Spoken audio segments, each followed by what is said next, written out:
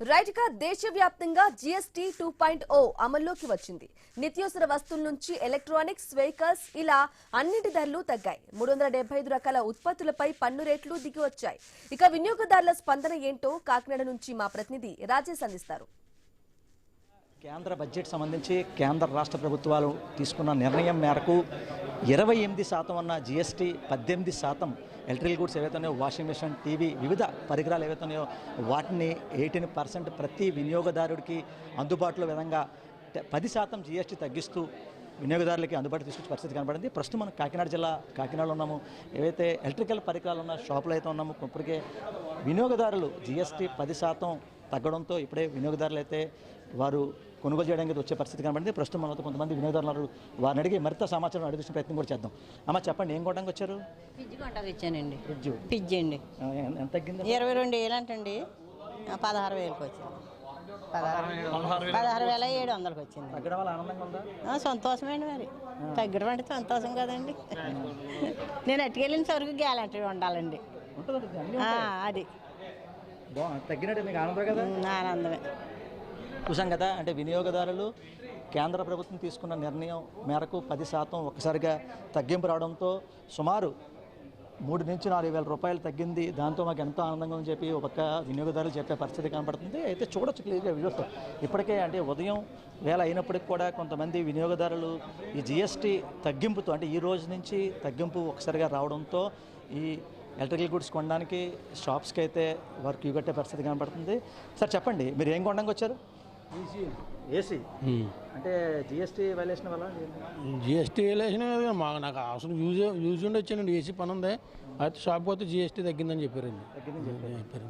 మీకు ఎలా ఉంది ఫీలింగ్? ఎలా ఉంది తగ్గించడం? జీఎస్టీ తగ్గితే బాగుంది కదండి. మరి ఆనందం అండి. చెప్పండి, ఇప్పుడు జీఎస్టీ తగ్గింపు వచ్చింది, మీకు ఎలా అనిపిస్తుంది? జీఎస్టీ తగ్గింపు వచ్చిన వల్ల తీసుకుందామని వచ్చామండి. ఏం కొనడానికి వచ్చారు? ఏసీ కొనడానికి వచ్చాను.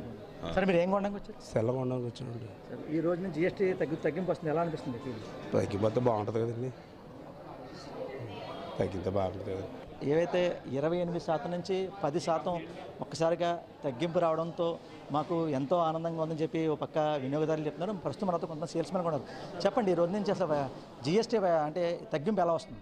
జీఎస్టీ వచ్చేటప్పటికి మనకి ఎలా లేదన్నా సరే, అంటే వాషింగ్ మిషన్ మీద, డిష్ వాషర్స్ మీద, ఏసీల మీద మనకి జీఎస్టీ తగ్గుద్దన్న. అది ఎలా లేదన్నా సరే అప్ టు మనకి 18% ఉన్నది, 10% వరకు కూడా వస్తుంది. 28 ఉండేది, ఇప్పుడు 18% అనమాట.